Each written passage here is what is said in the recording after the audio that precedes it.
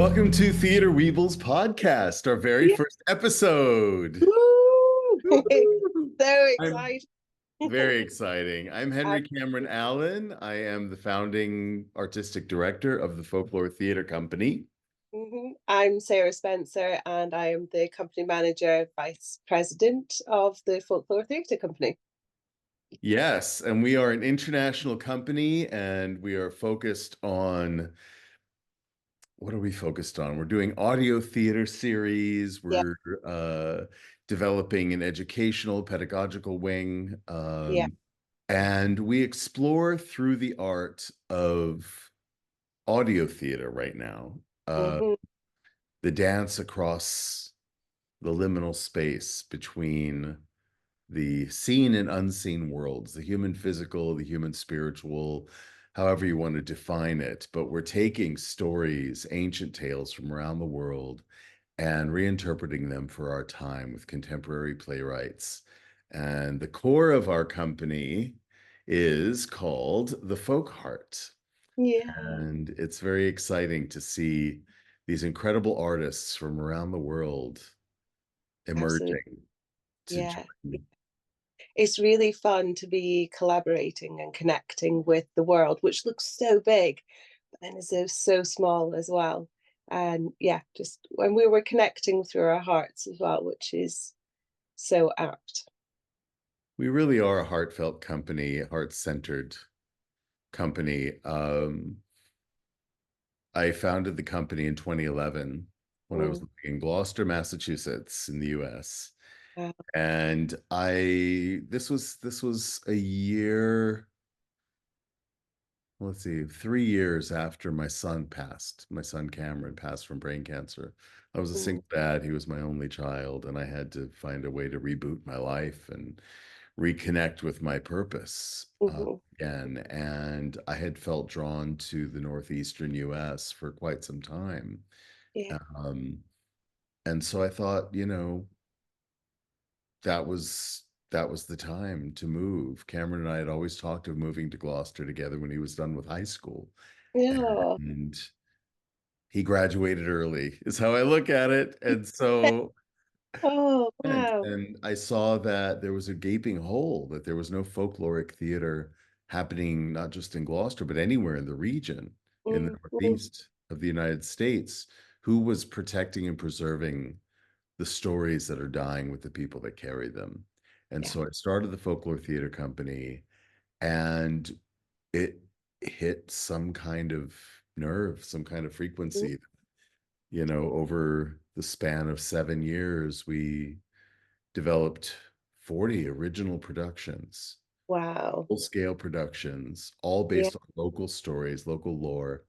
Yeah. And people came from all over. People came up from New York and down from Maine and Vermont and New Hampshire and all Wow. over Massachusetts. And we had rarely a performance that we didn't have a full house or a standing ovation. So over time, I felt that it was time to expand this vision, that it was more than just a local thing, that it really needed Mm. to be global. And when I opened myself to that, I was given the opportunity to travel. And Yeah. I got a call from the United Nations wanting to send me to Fiji for 2 weeks. I was like, what? I might be punked. I totally Oh, thought it was what my track. friend George calling me saying, we're from the UN and we want to send you to Fiji for 2 weeks. And so, no, I developed a workshop in creative activism for youth. Mhm. Um, Using folkloric theater as a vehicle toward positive change Mm. in Fiji as they were transitioning from a series of military political coups Yeah. into the first democratic elections in, I think, over a generation. And it was phenomenal. And there was such a great variety of people who participated in that workshop. Um, and it turned out to have such a profound connection to mental health, Mm. that it inspired me. And when I came back to the States, I knew I had to make a shift in my mission and make a shift in the work. Mhm. And I had another opportunity appear to bring me to Europe, which is Yeah. where I've been, where you and I met Yeah. in the Wow. UK. That was pre-COVID, wasn't it? It was pre-COVID. It was pre-COVID. And Yeah, you were managing the Merlin Theater in it Sheffield was. at the Yeah, time, and we yeah, were going to be partnering then yeah, on a yeah, yeah. project. And the universe said, nope, not No, this, and not now, not later. now. Yeah. Earmark that page for a few years down the road, right? Uh-huh. And I so I know. ended up coming to Spain, Yeah. uh, and dissolving the project that we were working on before, Hmm. transforming it back into the Folklore Theater Company, and you and I reconnected at the right time We did, for the right absolutely. reasons. Yeah, So because I share a little bit about you and your story and background and theater well, Weebles, how we came up with theater Weebles. We oh, want that I remember that quite well, actually. So just to tell you a little bit about me. So I was brought up in Scotland, and then so I was born in England, brought up in Scotland, and then moved down to England in the year 2000 with my family. And that's where I continued my education and what have you. We still kind of moved around a little bit. And then I decided, oh, it's time for higher education. So I was so scared about going to drama school. So I just decided not to do it because of my own issues on my aesthetics. So, to be fair, I didn't go to drama school initially because I thought I wasn't pretty enough. So I went to uni. gorgeous. What do you Oh, think? thank you. It's yeah, it's a whole Yeah, yeah thing. But we've all uh, felt it. Yeah. putting aside when it's not actually that important, because that's the ego talking there, really. When Yeah. I went to uni and I was studying drama, dance, and physical theatre, they were like, "Oh, you're an amazing choreographer," and I was like, "Oh, thank you." But it wasn't enough. And then that's when I started directing. They're like, "You really could be a director," and I was like, yeah, I've got another journey to do before I become a director. And they're like, what's that? I was like, I need to be an actor. I need to know the process of an actor. Yes. So I left, and then I came back home, and then I got a full-time job. And then I was like, oh, I might buy a house. And then one of my good friends rung up and said, just checking you're going to drama school as soon as you've left us. And I was like, oh, yeah, yeah, okay. So then I applied, and I just applied for the one. I was like, I'll just kind of stay kind of local, which is in Manchester. And I got in. I was like, oh, right, okay. So I went to drama school, got a sound training on my process and craft, which was wonderful, absolutely wonderful. And then I came out and fell into film, actually, Mhm. which was not expected. And I realized, ooh, this is great. So for acting, it's film. And then I wanted to get over stage fright. I didn't realize I had experienced stage fright when I was at drama school. So everything that I was trying with theatre wise was just really restricted. So I was like, oh, do you know what? I'm gonna try and tackle this by getting into some community theatre. So I did, and then I went to a place called Lantern Theatre, beautiful Victorian theatre, Mm. 83 seats, and it's been preserved beautifully and everything. So I got involved there, and I was like, this is great. And then I was like, oh, I want to try directing now. And so I did, and then I became the creative director, and then I helped so many other people become actors, directors, whatever they wanted to do within the theatre world, and yeah, brought a community together. So then I just did lots of other acting jobs, directing jobs, and then started running the theatre, the Merlin Theatre, and that ended. Oh, where are we now? So 2004, a couple of years ago now, Mhm. and it was where so I got made redundant, and I was in this place of going, where do I go now? Right. What do I need to do? And I just kept putting this thought out into the universe. It's like, what is it that I need to do? Please give me a sign. And the response that I was getting was just wait, do nothing. Okay. So how long do I do nothing for? It's like Yeah. just okay, okay. And then from that, all these things have just sort of appeared. So, we started talking again, and then, like you told me what you were doing, and I was like, absolutely, I really want to be involved in that. And then, we've had sort of our just getting here has been a challenge, but now feels the right time. When we were going to originally do this, like, what was it, 4 or 5 months ago? It Yeah, it was October, I think. Yeah, now I'd be like, oh, that was not the right time at all. But here we are now, which is just wonderful. So it is wonderful. um, the universe definitely looks after us, doesn't it?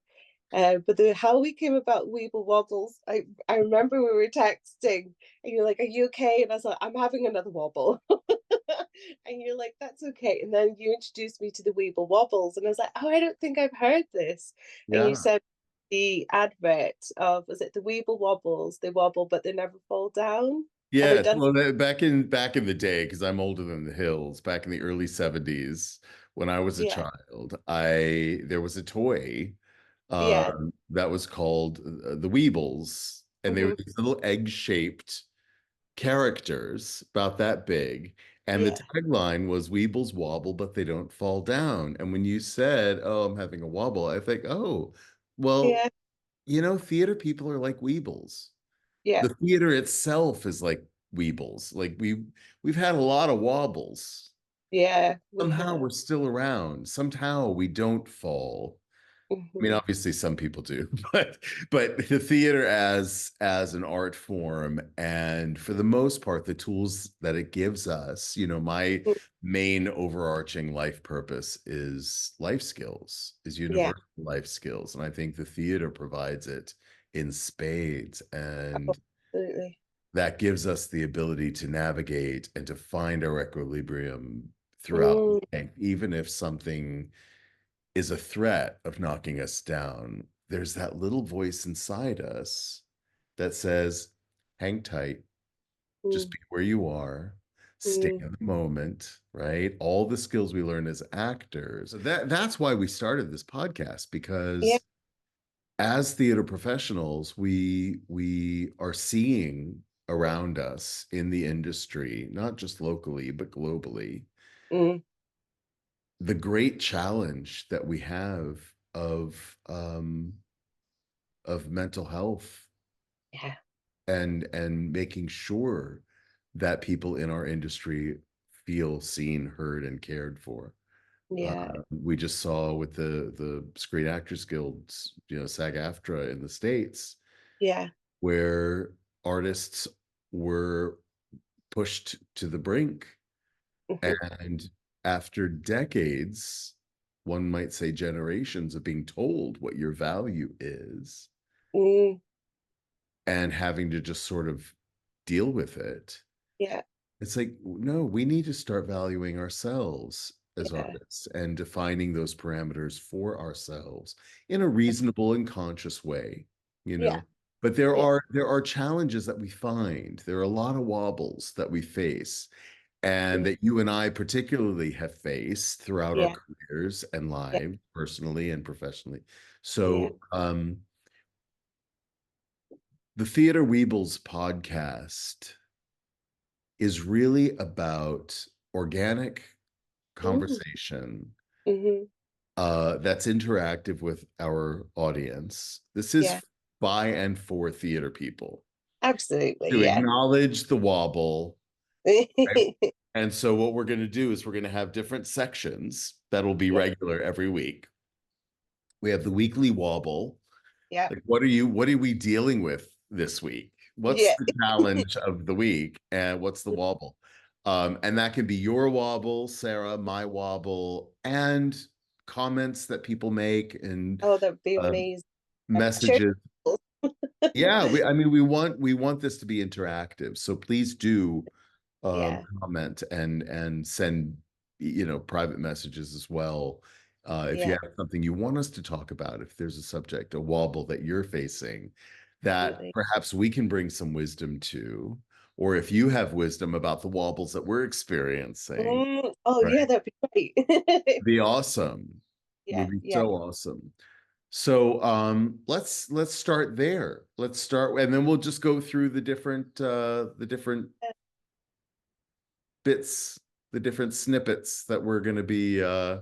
introducing every week. We'll go through them and That sounds good.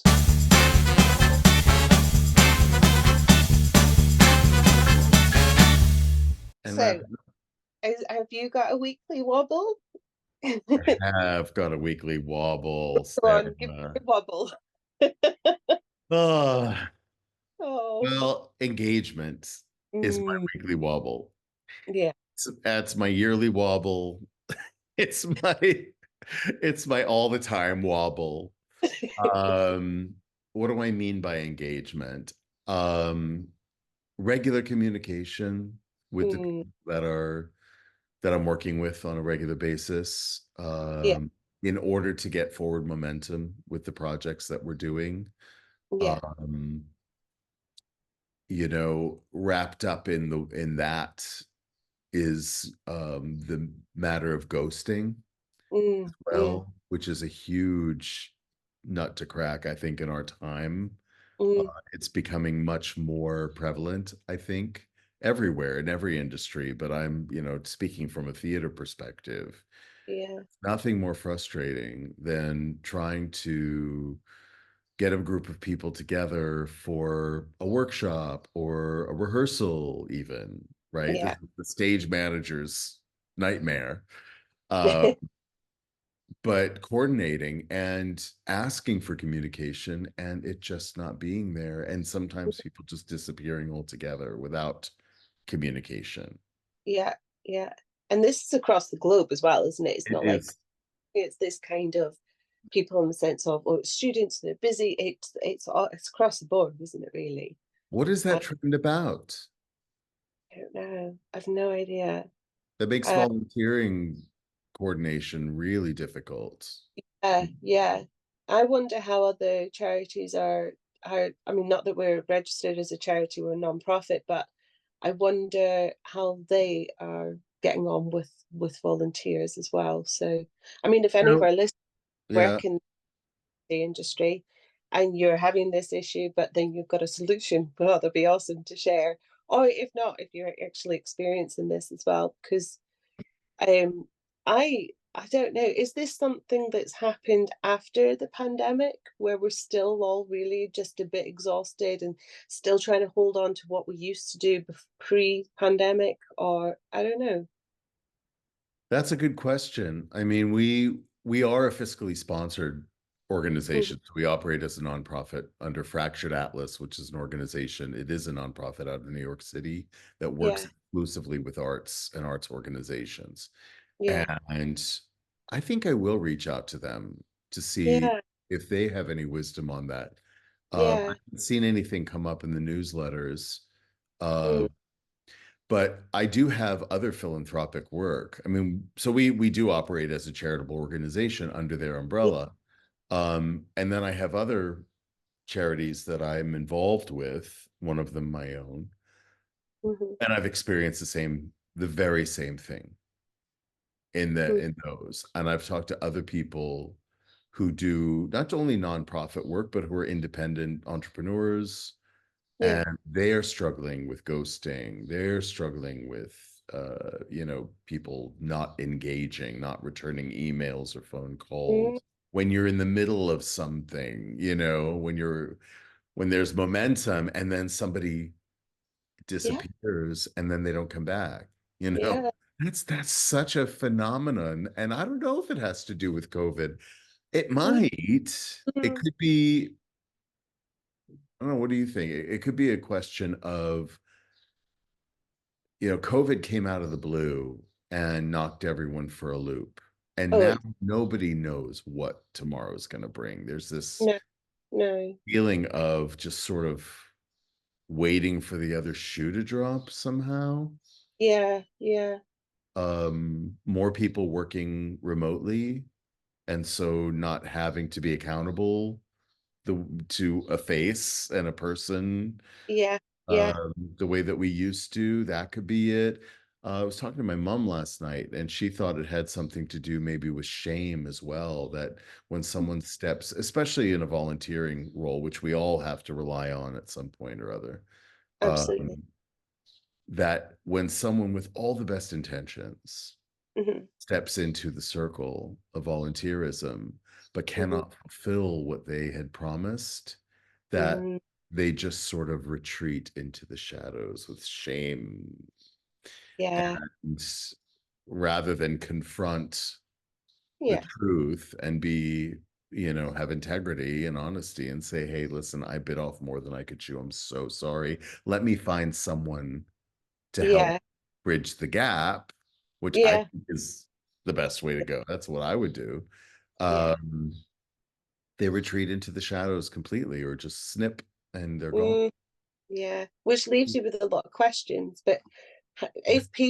if we as a nation could just, and I see this in so many areas of life, just take accountability, so for oneself, that when somebody takes accountability and I meet them, I'm like, that is such an attractive feat.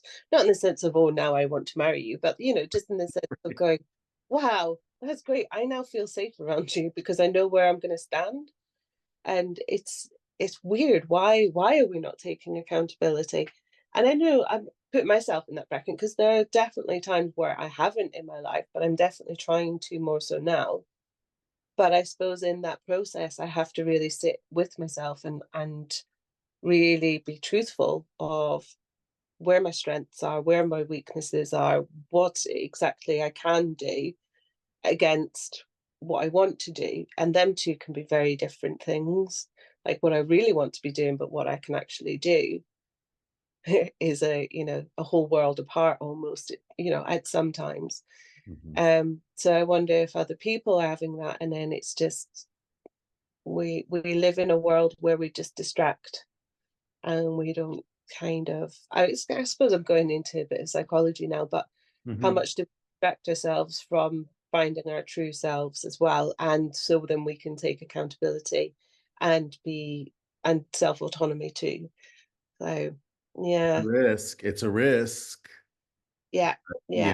It's I think harder for people to risk because there's such insecurity Mm, in the mm, world right now, and everything is possible. I think it's always worth the risk, yeah. even if it means. See, I don't believe in failure. No, Bandy no. that word around a lot, and I don't Mm, believe in failure. If you've learned something, you've not failed. no, no. Right? And so you take that, you put it in your toolkit, and you keep, you create something else. Yeah.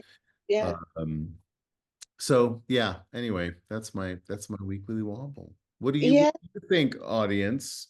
I know, You right? have feedback for me and my weekly wobble, or do you have a wobble that you want to share with us that we can Yeah, share? please share your bubbles. Share your wobbles. Share your wobbles. It's so fun. Just going off the idea of insecurity, that's where my weekly bubble actually comes into, and Ah, it lies into imposter syndrome. Da, da, da, da. Superpowers. No. So I was sent a briefing, a casting call. There we go. And I thought, oh yeah, that looks good. And it's something that I could go for. And I was like, yeah, wonderful. And then it just became this big thing in my head of, do I apply for it? What if I apply for it and I'm not well enough to do it? What if I do? And and then I was just like, oh my days, I'm already end gaming right to like performing at Edinburgh Fringe before I've even applied for it. Do you know right. what I mean? And so immediately I don't know if other people like artists, performers, whatever, do you do this? Do you see something and go, yeah, really like that, but then you talk yourself out of it because you think, well, no, I'll not be accepted, I'll be rejected, I'll be this, I'll be that, and it's just not on, is it not based off on anything, it's not based on any truth, it's just an Hmm. idea. It's the ego almost going, no, you must stay in the place that you are because you're now safe, and don't, exert me to, and I say me myself, to, uh, I don't know, horrible potential situations. Yeah. Well, I You think it's what I call stinking thinking. Yeah. It's the old tapes. It's the old tapes Uh, that keep playing in your head when, mhm, whatever your foundations were that created those tapes, mm, whether it was parenting or whether it was bullying in school or whether it was just self-talk, The more Mm. you hear something, the more you're apt to believe it, and you'll keep playing those tapes because they're familiar, Yeah. right? So what I encourage people to do is click those tapes out of your head, burn them, get them off the planet. You've Yeah. outgrown them. You're not that person anymore, and put Yeah. in a new tape. Yeah. So you have the power to do that.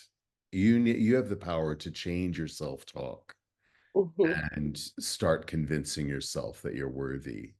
Yeah. Yeah. But also choosing to surround yourself with people who give you that message as well. That's Yeah. a big part of it, you know. That's certainly what I want folklore theater to be, is an environment where people feel encouraged and that we Yeah. can come honestly, authentically and say, I'm really struggling with this. What do you think? Should I apply for this? Oh, I think you'd smash it, you know. Yeah. We need Yeah. to hear that feedback from one another. It's, Yeah. you Yeah. know, no Definitely. person is an island. Yeah. Well, that would be good as well if any of our listeners are having these sort of thoughts. Feel Yeah. free to express them. We can be a source of encouragement altogether because yeah, it is the theatre world and we're all connected, aren't we?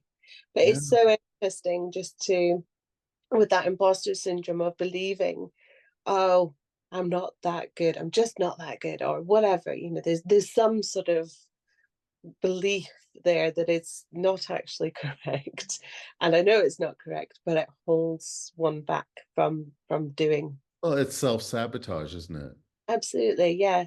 And then I think that's where potentially, I know that you said failure doesn't exist, but in by not doing, that is maybe the sort of definition of failure because you don't do it, you don't learn, you don't grow. So mm, even saying that though, I still don't like the idea that that's failure, but because I don't like the word Well, failure. no, I mean, because if you look at it from, and I do know that people, that's part of the programming is to Mm, believe in failure. We get, mm, the grades that we get in school.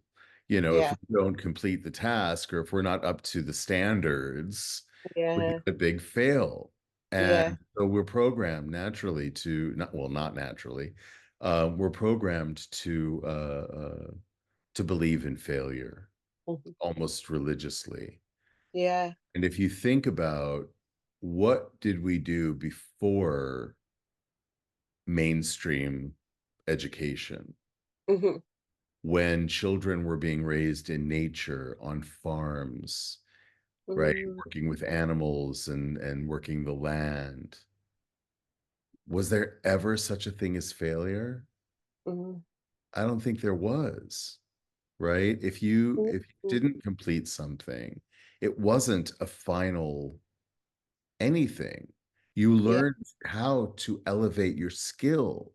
Your dad or your mom or your big brother or sister would take you aside and say, okay, let's put that away and let's elevate your skills. Let's make you more yeah, proficient, right? Because we all deal with deficiencies. yeah, yeah. And it has to be on our own terms. We evaluate our deficiencies and our proficiencies. Mhm, Most parents who raise children are wildly deficient in the mhm. skills that they are expected to teach. And schools don't meet those needs. Where do we go for those life skills proficiencies, those lessons, so that we Mhm. don't feel like we're failing? We feel like we're building a toolkit. Yeah, Um, Few and far between, right? yeah, That's why my yeah. overarching life purpose is universal life skills, because these are skills that we're all learning, every single one of us, 8 billion plus on the planet now. It's not a question Mhm. of whether we learn these skills, it's how well are we Yeah. learning them and from whom. Hmm, Mm, right? If we want to learn a foreign language, or if we want to learn acting, or we want to learn directing, or design, or music, or cuisine, we go yeah. find a specialist to help us raise our proficiencies in those particular skills we're seeking. Mhm, We have to mhm. self-reflect and know that I want to learn the ukulele, which I am working on right now. Oh, fab, I love it. Um, and you go and find someone who's more proficient in order to share those skills that you can then build Mhm, upon. mhm. And it's no different with those essential life skills, right? Yeah, yeah, So for me, over and over, I'm proven right that failure is not a thing. We've been lied to about that. That there is no Yeah. failure, there is only growth and learning. Mm-hmm. And if you don't accomplish what you set out to do because of self-sabotage or because of, whatever reason you think you can't, you've learned something Mm, and it's created the space for something else. yeah. And sometimes it's not a great replacement, but it's something. Nature abhors a vacuum, right? Go Yeah. into the garden, dig a hole, come back 3 days later, it'll be full of something. It could be water from a rainstorm, it could be bugs and worms, it could be dog shit, it could be, dead leaves or flower blossoms. You create the space and it will be filled with something, Mm, it will be. right? I love. And sometimes that new thing is a delight and sometimes it's a disgust, but we have the power, is the point, to create the space. Yeah. If you don't like what that hole is filled with, clear it out. It'll get Yeah. filled with something else, but it can't get filled if it's full of something that you don't want. Yes. If something's Yeah. occupying that space, And that's really quite a brave thing to do, is clear that space out, because depending on bravest. things in there, or if it's a societal expectation that all your space is filled with, but it isn't actually fulfilling your true purpose and who you are, it's very, very difficult to just clear that out. It But is if you say it is. yeah, yeah, I suppose, yeah, yeah. Right? I If you said it's easy to clear out, I believe you too. But sometimes we convince ourselves that it's a difficult thing, and it's not. Once you yeah, do it, like anything you practice, you get better at it, right? yeah, So yeah. it does take practice, but Mm, it's having the guts to clear out that space and risk it being full of mm, something else. mhm. And that's, I think, where the anxiety lives. It's that reservation of what could come into this space that's unexpected, that I don't want to see. Yeah, yeah, And how is that a threat? Most of the time it's imagined. yeah. Yeah, that's true. That's true. You know what I found in my life is, I'm not very good at kind of going, I'm not happy with this. I just try and make it better. I try and Mhm, heal it, whatever it might have been. mhm. So the universe takes control of that for me and just goes, no, you're not having this anymore. That's going, they're going. And I'm like, oh, okay, we're going through a cleansing period again. And so now I'm like, oh, wonderful. Let's go with this and see how it is. But I remember the first time it happened, I think I was a teenager and I was like, oh, this is the worst thing ever. You Mm. know, yeah, I found it very, very scary because I wasn't in control, but I also wasn't able to take accountability of going, this isn't right for me. So eventually the universe just was like, that's fine, I'll sort it for you. And you didn't have the wisdom yet either. You No. didn't have the life under your belt. I work a lot with adolescents, and boy, we carry that adolescent within us for quite some time, don't we? That we have our inner child. We also have our inner adolescent. Yeah. Um, I one of the things that I have convinced myself of is never to tell an adolescent to follow their heart. Okay. Follow your head first, kid. Ah, okay. Follow your head first. What's your gut telling you? Because your head and your gut are connected, right? Yeah. Yeah. It's we get into a whole lot of trouble when we follow our hearts when we're teens. Yeah. Oh, This good. is true. Well, Yeah, that's wonderful. but yeah, I mean, it's thank you for sharing that because I think it is a universal state of being, Mm, and there are tools to supersede. There are yeah. tools to break through, and find a new way of being. But that's the gift we have as theater artists, is that Mhm. we have access to our imagination. We can imagine what Mhm. we want to be and act as though we already are. Yeah. And before we know it, Mm. that's who we've become, Yeah. exactly who we've imagined and dreamed, our best selves. Yeah. Yeah. And I don't think it's as hard as we make it. I really don't. Mm. It's just, again, it's empowerment, it's Mhm. self-empowerment, but also Yeah. hearing it Yeah. reflected back, and that you are good enough, and that you are wise enough, and that you have everything in the palm of your hand. You are the universe. You are Mm. that universe. Yeah. The universe experiencing itself. So now Yeah. what? I like that. On to the next.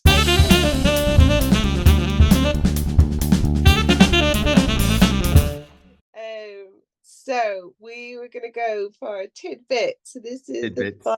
fact about theatre. Why do we say what we say? So Mm. we decided to go with the very well, it's universally said, I believe, in theatre, break a leg. Break a So leg.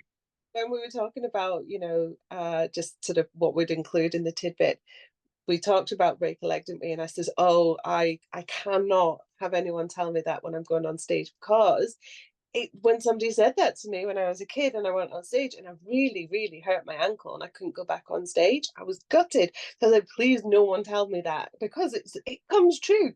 And then you said, "Oh, do you know where they are? You know where that comes from?" And I was like, That "No." phrase. So I got something off the internet that gives a couple of reasons what it means. That was from it's the londontheatre.co.uk website if you want to check it out. Um, but I wondered if you wanted to share what how, because I like your story. Well, I what I learned, and of course there are going to be different interpretations of it. Mhm, Um, but what I learned is that it came from the Yiddish theater. mhm, And I've studied Yiddish theater. I think it's the foundation of what we know today of musical comedy theater. mhm, And when the understudies were sitting against the back wall backstage, yeah. right? They couldn't go on because they were there to replace the leading actors if they couldn't perform. Yeah. They would whisper as the other actors were going on stage, break a leg, you should break a leg, right? And it was a curse, actually, so that their luck would improve. It was a curse to the lead actor so that they should break a leg, they couldn't go on, so that the understudy could go on. Props to the Wow. understudies out there. Props to the understudies who really, deserve to go on and have their moment. Yeah. But Yeah. but that's it was an expression of bad luck for your own good luck, Yeah. which Yeah. I thought was kind of funny. I know what it's like to be cursed. Did you? Well, yeah, because somebody said break a leg and I nearly did. Did you ever see The Producers? Yes, yeah. You know that song about break a leg, about never say break a leg? It I'll was need all to read. about it was all about the superstitions of the theater. Ah, okay, And it yeah, was the German playwright and everything who was going to yeah. be playing the lead role. He had to go on, right? And they Uh-huh. didn't want him to go on because he thought it would ruin the show. And Mhm.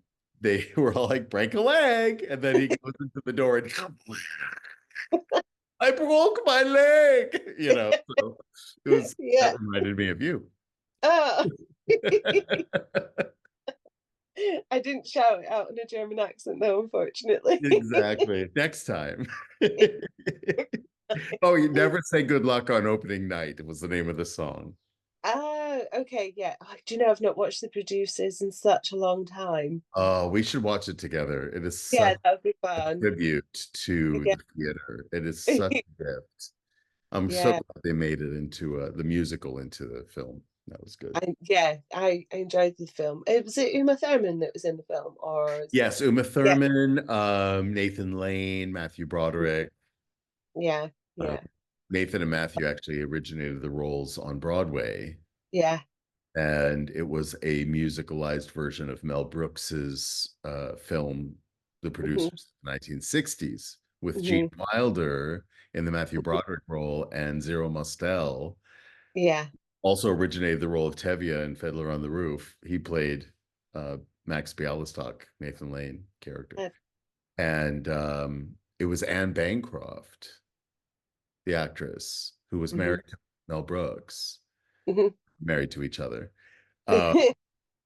And she saw the film, the producers, and leaned over to him and said, this would make a really great musical, Broadway musical. Mhm. And it took decades, but they finally did it. And it was a phenomenon. It changed everything because that's when ticket prices went up. It was Oh, such a hit that all of a sudden ticket prices shot over, $100. oh, Like 200. Oh, look, there's my little bubble. I love that. It happens sometimes, other times it doesn't, but maybe when the AI agrees with me, the theater gods. That's wonderful. But anyway, that's a tidbit. And Yeah. break a leg.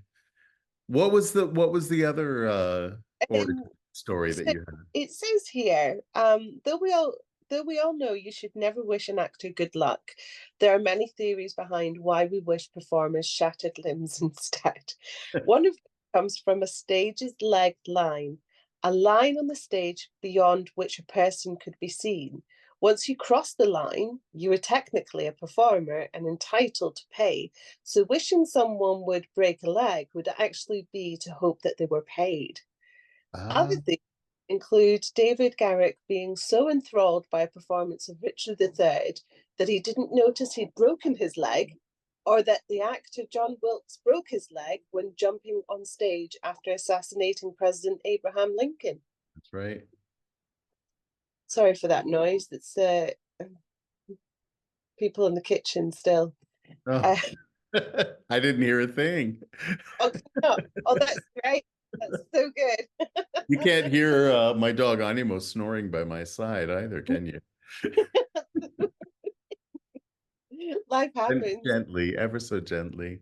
Oh, bless him. But yeah, Yeah, I thought that was interesting. When you go over that line, therefore you're now a performer, so you're yeah, because we in on the stage, those side curtains are called yeah, legs, aren't they? yeah, yeah, Right. And if one breaks uh, off, then you'll be seen yeah, backstage, essentially on stage. yeah, yeah. Oh, I like that. Right, that's nice. So Break all the that's legs. I like break them all. Oh, that's fab. So we're moving on to now. Oh, this is going to be so fun. At the confessional. Oh,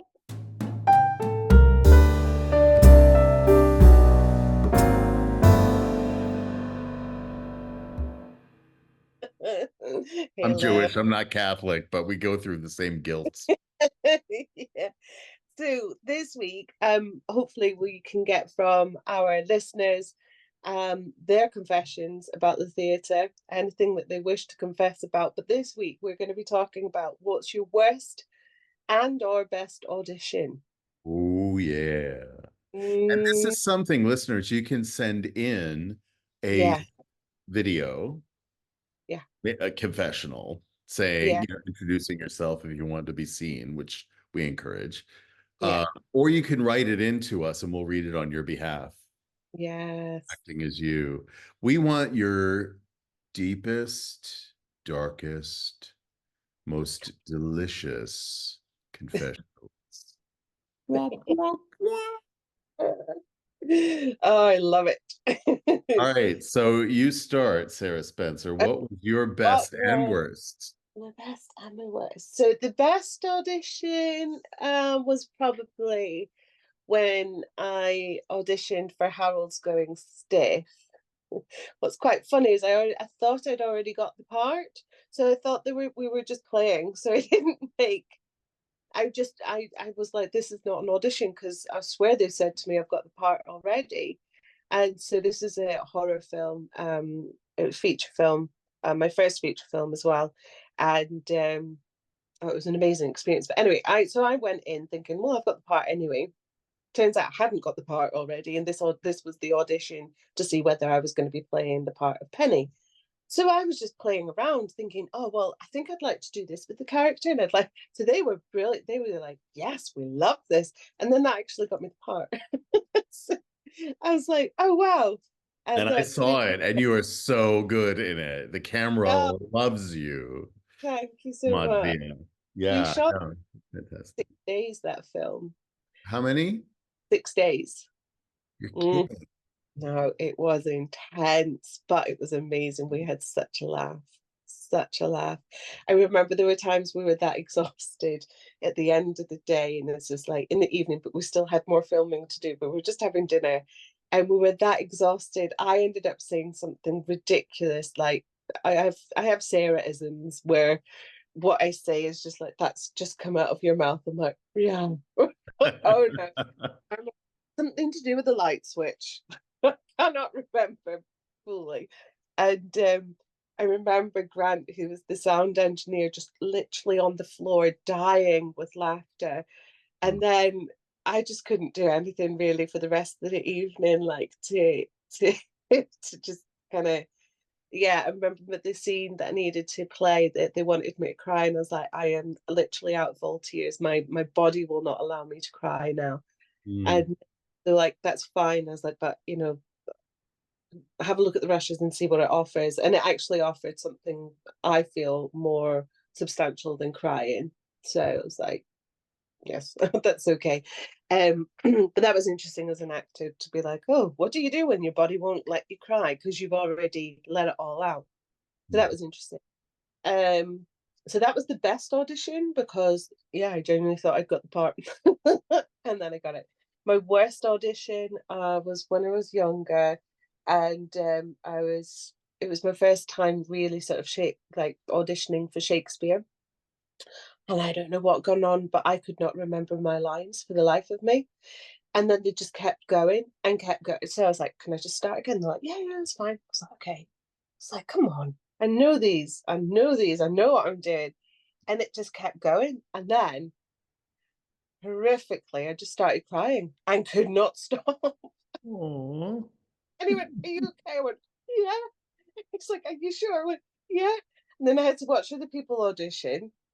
And I was still crying while they were auditioning. And then he looked at me and went, you've got to do your contemporary now. Can you do that? I was like, yeah, still crying, like wiped my tears, nailed my contemporary and started crying again. I was like, oh my God. He went, are you okay? I was like, I think I'm hormonal. Did you get the role? No, no. I Oh, got a call back, but I didn't get it. And I was just like, that's fine. I probably wouldn't have wanted to at least cast. you got a call back. That's impressive. Yeah. I mean, he was like, oh, this reminds me of the time when he was like, oh, I was playing Hamlet on stage and I forgot all my lines. He says, I never got work with them ever again. I was like, okay. I was like, oh dear. Yeah, that was my worst, just because, yeah, emotion took over. I could not control it and I had no idea why. None whatsoever. So yeah, when you're about to go to sleep and you have that sort of like little cringe knock and be like, do you remember? Excuse me, do you remember when you were an absolute idiot? That's one of them moments where I'm like, oh no. Wow. Yeah. Yeah. What's your best and worst auditions? Well, my best, I think, was my non-audition. It was the first professional role. It was a Mhm. supporting role, small role in a summer stock company, a professional summer stock company. Yeah. And I had been ushering at this theater in Denver, Colorado, the Elitch Theater, which is, I believe, if not the first, one of the first summer stock theater companies in America. Yeah. And everybody who's anybody performed on that stage. Hmm. It still is a great institution. Hmm. And I got a job in 1986. I was 20 Hmm. and I was ushering.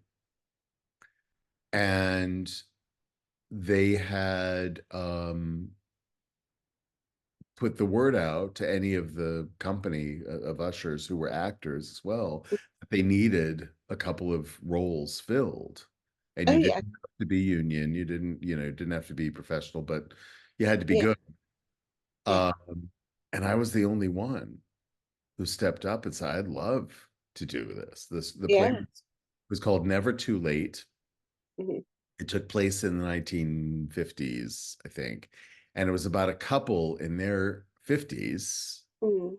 who find themselves expecting. They already have an adult child, but they find themselves expecting. And it's kind of it's like a sitcom, Yeah. it's like a TV sitcom. And the people who were the leads were Gavin MacLeod, who played the captain on the Love Boat Okay. series. No, I'm Did gonna you go ever check. get the Love Boat in the UK? Oh, I don't know. The Love Boat. Anyway, Captain Stubing. It was Gavin MacLeod. And then the mom was played by Marion Ross, who was the mom on the TV series Happy Days. Ah, cool. Happy Days. So they were both of them American icons. Yeah. And I got to know them really, really well. And we had a Oh, blast. We would hang out in the dressing rooms. They bought me flowers for opening. I was playing the cop. I had like three scenes. It was wow, no big wow. deal. I grew a mustache out for it, I remember. Um, and Gavin MacLeod's wife was also in the show, Mhm. and oh, she was so catty, and she couldn't stand Marion Ross, and so she'd call me into her dressing room, and she'd be doing her little cross stitch project, and bitching about Marion Ross, and then Marion would call me, and Marion would call me into her dressing room, and then bitch about Pat. It was just so funny. It was so real. Wow. They're just real people. Yeah. But what I loved was that they were there for I mean, they were part of the beginnings of television comedy Mhm. series. I mean, Gavin MacLeod was also on the Mary Tyler Moore Show. Okay. Um, he played Murray, one of the guys who worked with her at the Yeah. station.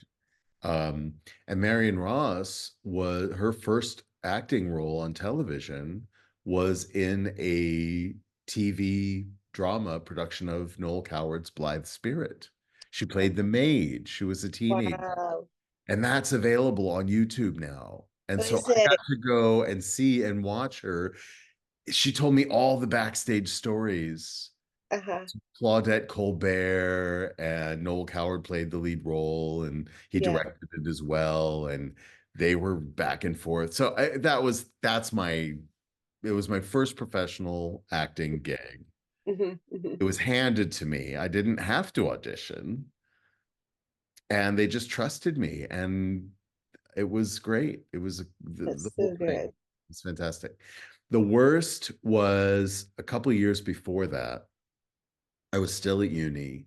Hmm. And I went to audition for it wasn't a university production. It was a local theater that was Okay.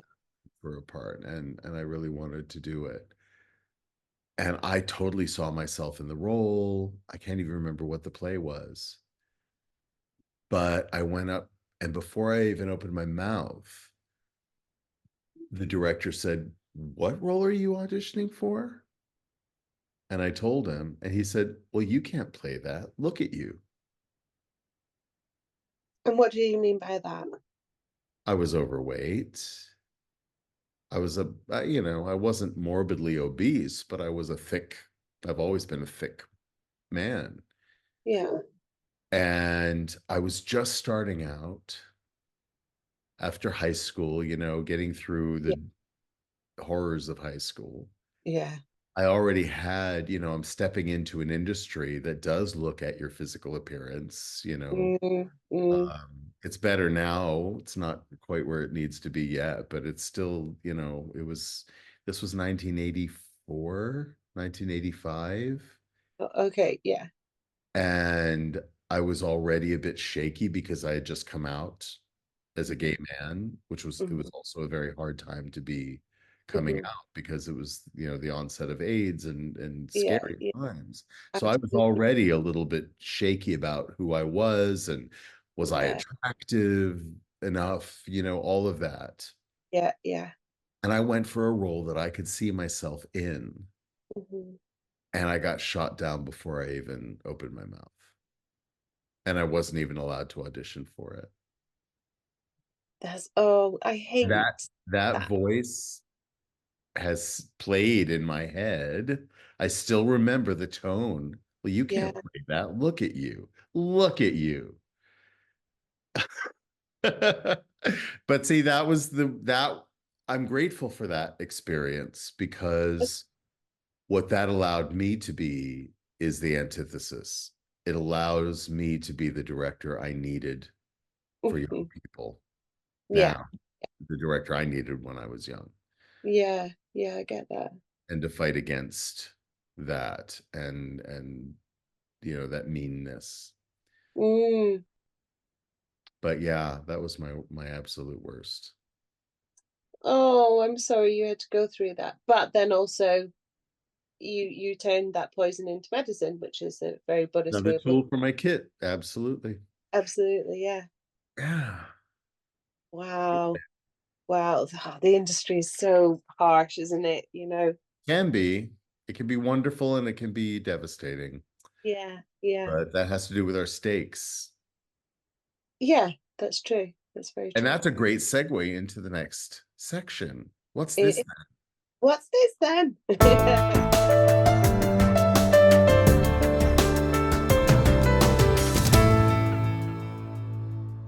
So this is where we talk about tools and tricks of the trade. And so what we're going to talk about today is the process of the director and how to get the best out of your actors, Yeah. which is one of my, I kind of talked about briefly, Yeah. um, is I just love doing that. I love getting the best out of people and sort of seeing this rough diamond and almost bringing it out to them and go, do you realize this is you, this is in you, this is your talent, some of your talent. um and it's wonderful to just bring that out and play and let that person become free from their inhibitions, free from their ego, free from being scared of being judged, because hopefully they feel like they're in a safe environment. I always try and create a safe environment, but that's up to the individual whether they feel safe or not. Right. And I don't know about you, Sarah, but I feel that I'm so much better as a director for having been an actor first. Oh, absolutely. Yeah. Yeah. Yeah. Yeah. I know what to do and I know not what to say. Uh, Yeah. I think the biggest thing for me was I understood my notes when I found myself giving the same notes that I was getting as an actor. And I was like, oh, that's what the director meant. So That's I what needed a bit more clarity with the notes that I was getting, or and I just realized that I'm really not this sort of person that is all for I'm going to treat you really mean so then I'll get the best out of you. No, I just don't agree with that process. If that works for some people and they can sleep well at night and they have no conscience about it, then fair enough, you. But for me, I'm such a nurturing person and I always want to get the best out of my actors. And I can always see it. I can always see this gem. And it's almost like, what I was telling you is like, pick it out and go, well, what's this then? And like, oh, right. okay. So in personal life, that can be a little bit more complicated if people are not ready to deal with stuff. But when you're looking at playing with, imitating life or really sort of finding a character, the actors tend to be more, I find the people that I choose to work with me anyway are really open to kind of going exploring more. Or even just sort of I remember one particular point I was directing Twelfth Night and one of the actresses called Danny, she's a wonderful actress, she was really struggling. So I was like, okay, have you, I can't remember what I said to her, but she often reminds me of this. And I got her to do something absolutely ridiculous. And she's like, I don't what? She was like, okay, I'm just going to go with it. I'm going to trust you. And she did, and then it clicked. Something clicked. and everything became so much easier. And I was like, oh yay. She always reminds me of that story because it was a breakthrough for her acting process, which I'm thinking, wow, that's amazing. But that was just through nurturing. Well, So 90% of it is that, isn't it? I mean, I yeah, think that yeah. actors, we are sensitive people, as are Hmm. directors, hopefully.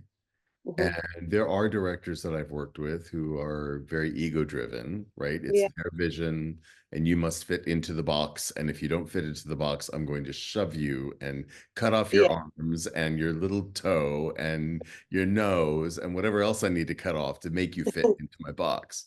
But I'm not that kind of director either. I think that, freedom and trust is everything. I mean, that's the first rule of the theater, whether you're an actor or Yeah, uh, any relationship really has to yeah. be founded in trust. And you can't even have love No. without trust first. And so Hmm. that's where I come from to make sure I think it's our job as directors to Yeah. create an environment, willfully and consciously create an environment within which actors who are artists Hmm. free to explore, they feel safe, they feel seen and heard when they have a concern. Hmm. And 90% of our work is knowing what an artist is capable of, Yeah. seeing it and nurturing it before Mm. maybe they even know what Yeah. they're capable of, right? Yeah. Um, I think that's where that you and I connect is that we have that Hmm. sensitivity and that we do see and hear the artists that we work with and we nurture within them what we see their potential Hmm. is, even Yeah. if they're not seeing it in that moment, right? Yeah. And creating the space Yeah. for that to happen. And that's a great segue into our next Yay! Which is section. it is medicine.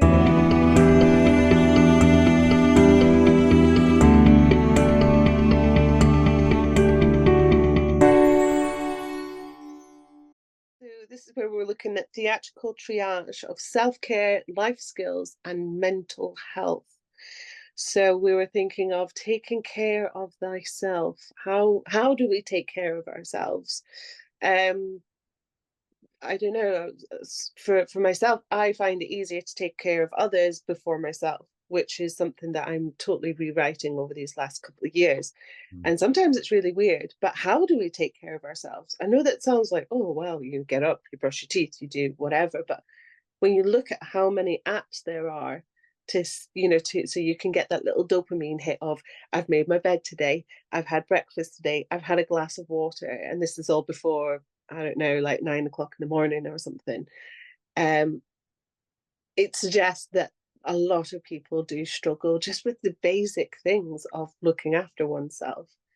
So what would you suggest, Henry, of like how to look after oneself?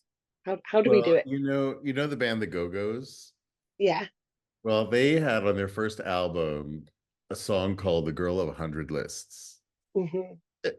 I am not the girl of 100 lists. I do not keep lists, even on an app. I don't like lists.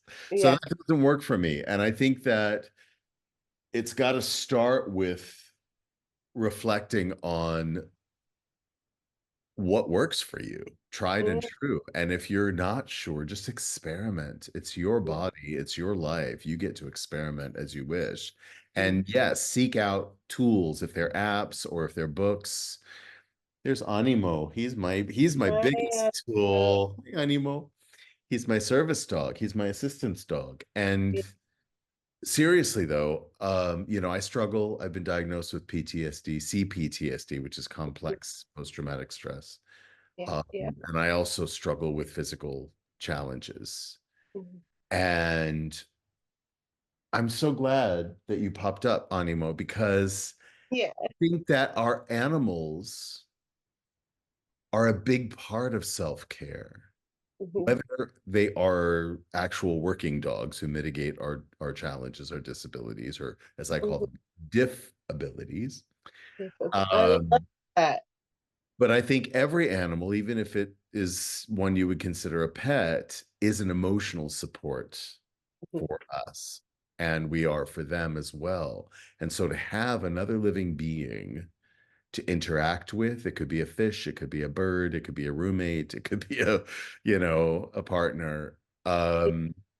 I think that's part of self-care. Self-care. We are social animals after all, Yeah. human beings. And I think that it's very easy for those of us who experience depression or who Mhm. experience times where we feel disconnected. Mm. Um, we tend to sort of go away from people. We don't surround ourselves with people. We don't force ourselves to be around people because we don't want Yeah. to. For me, I don't want to impose Mhm. my mess onto somebody else, Yeah. right? I feel guilty about that. So I don't have to worry about that with an animal by my side Mm. because I can talk to him about anything and he'll listen, he'll engage, he'll pick up on things Yeah.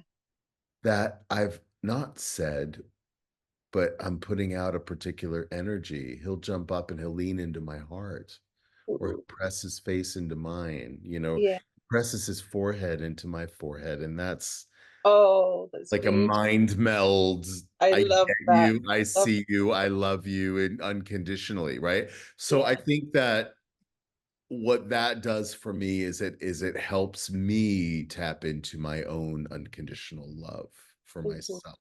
Mm. We talked earlier about the inner child and the inner Yeah. adolescent.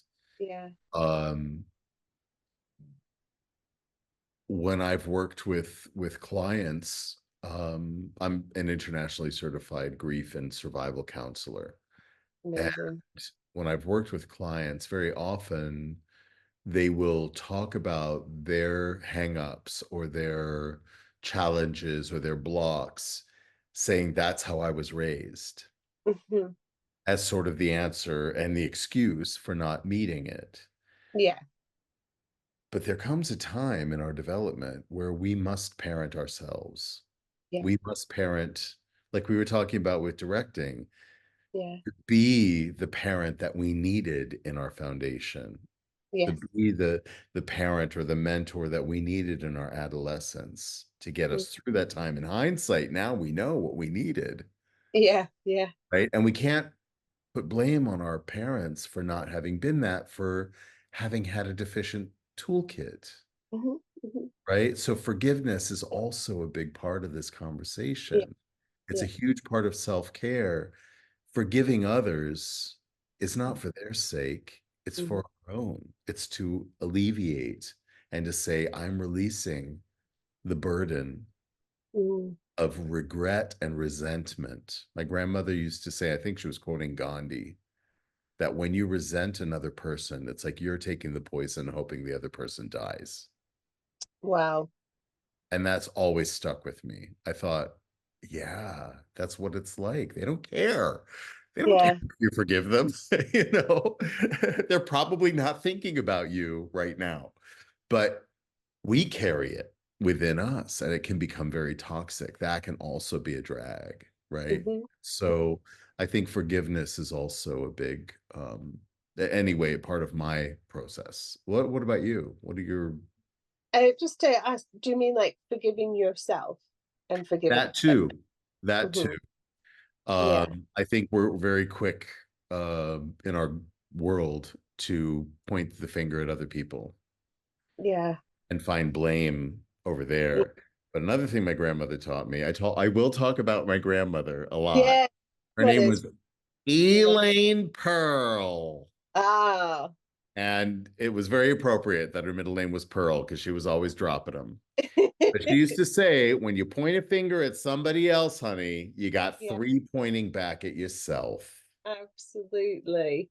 Check yourself before you wreck yourself. And so forgiveness is twofold because you're forgiving the person that you might be putting the blame on when you're looking for the cause, right? But then when you get to the effect, Mhm. reflection, then self-forgiveness is also Mm. paramount because it's not your fault Mm. when you find that you're deficient in a particular skill. Yeah. You Yeah. didn't have the tools in your kit to meet that Yeah. need in the moment. You can't sit and regret that you don't have that tool. You go and find the tool, or you can't use my tools the way I use them because you're not me. Yeah. If we're all of us laying our toolkit out on the table, which I really want this podcast to be for all of the theater weebles out Mm. there, That would be really nice. um, is that we're sharing our tools freely Yeah. here. Yeah. And what you're able to do and what I'm able to do with you is I can look at your toolkit and say, oh, she's got that tool, but I don't have a tool like that. So I'm going to take the tool that she's lending me and I'm going to synthesize it with a tool that I already have and create a unique tool for myself. Mm. Yeah. Right. That's That's how great. we build our own toolkit. That's how we empower. But we require the tools of others, the inventiveness, the history, the biography, and Yeah. experience of other people to say, they made this tool. This tool belongs to them, but they're lending the design to me. And I Hmm. can synthesize that with the tools that I have or create a completely new tool based on that design and try it out for myself. Mm. Because my Yeah. tools aren't going to work for everybody. Yeah.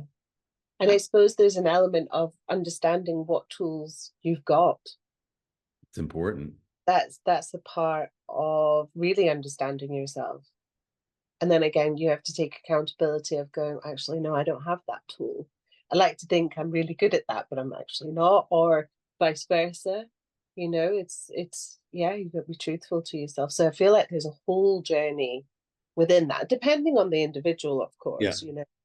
Um, just Yeah, thinking, everybody yeah, has yeah. deficiencies, even Meryl Streep, Oh, absolutely. Yeah. even We're Patty human. LaPone. And that's what You makes know. it fascinating is their flaws are beautiful. Well, and it's in the perspective. If you can look at the flaw, like Hmm. the way they do with I forget the name of the Japanese art form where they take broken pottery and they mend it with gold. Oh, the gold. Yeah, I can't remember what that's called. Um, I don't. but that's and there's a philosophy around sort of a scratch and dent life, Hmm. called wabi sabi, which I love. Yeah. Um, it becomes part of the story of that object. If it's got a scratch or a dent in it, Hmm. that becomes an honored part of Mm, the story, right? Scar tissue is yeah. stronger than intact flesh. Insane.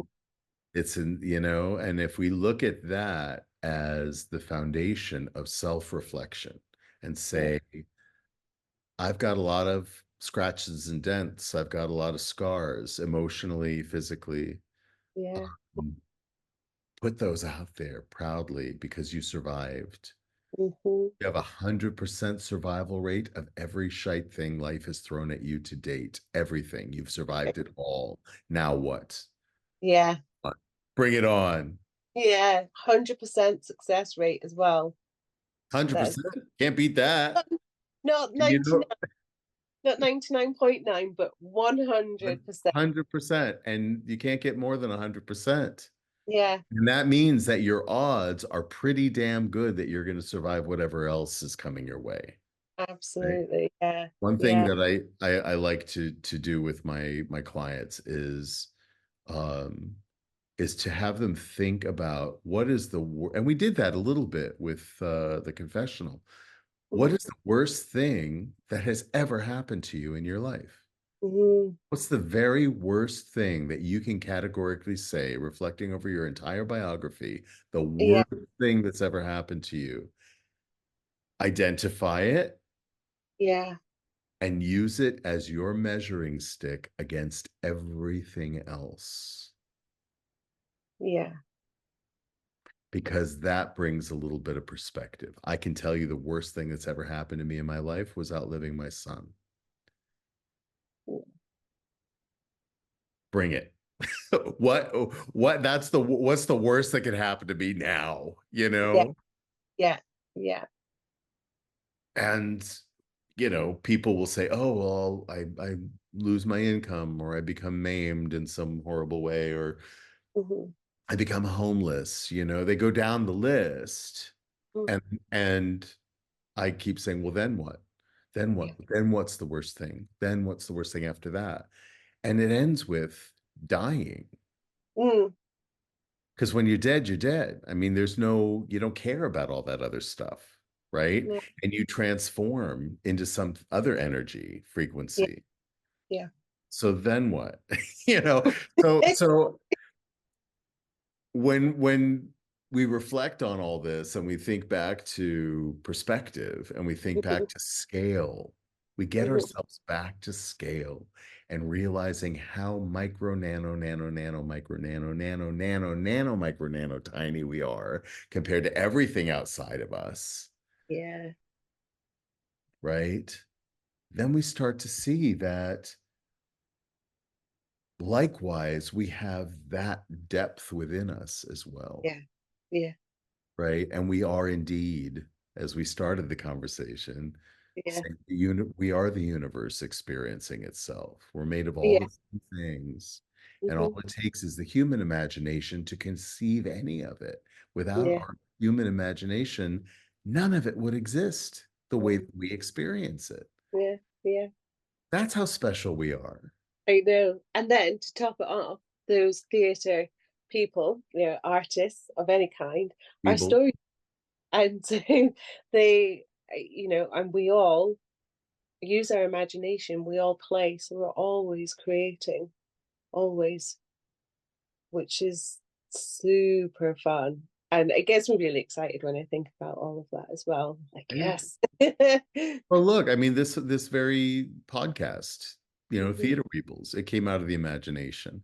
It did, This yeah. and this moment, I say this a lot too, and maybe we can wrap with this, is that this moment is really all that exists.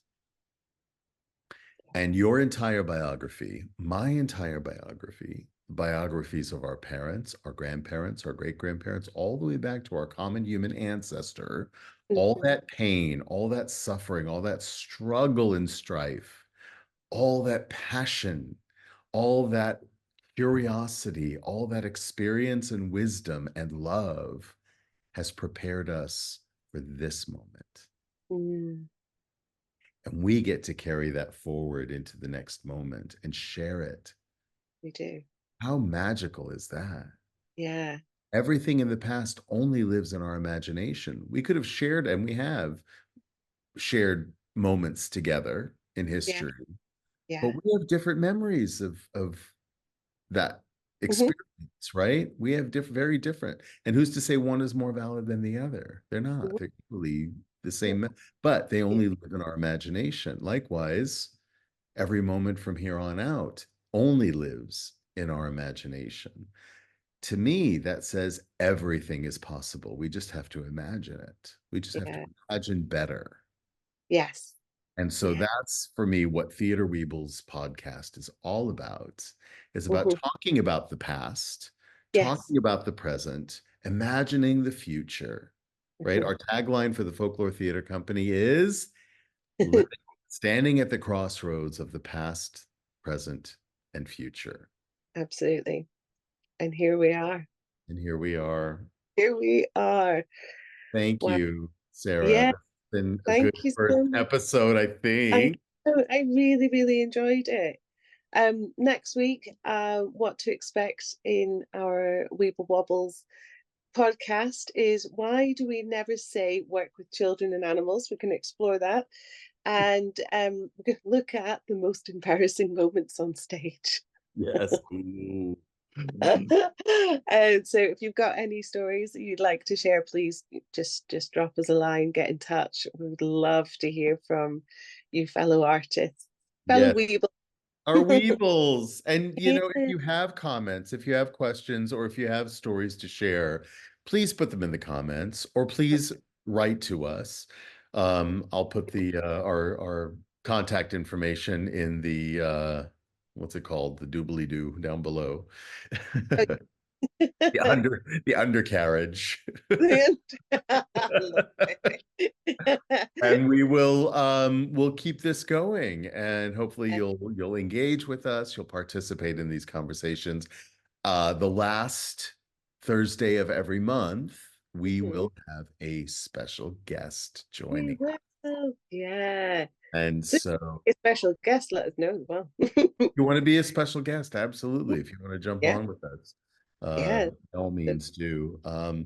Also, if you're interested in joining the Folklore Theater Company as part of our Folk Heart, which is what we call the core company, Mhm. um, please reach out if you are a voice actor, if you are a theater administrative person, producer, Yeah, we need a uh, looking for a producer, if you are a writer, a mhm. musician.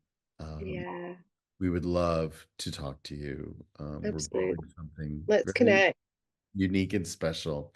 Thanks a Yeah. lot, Weebles. See you next Thank you. Bye.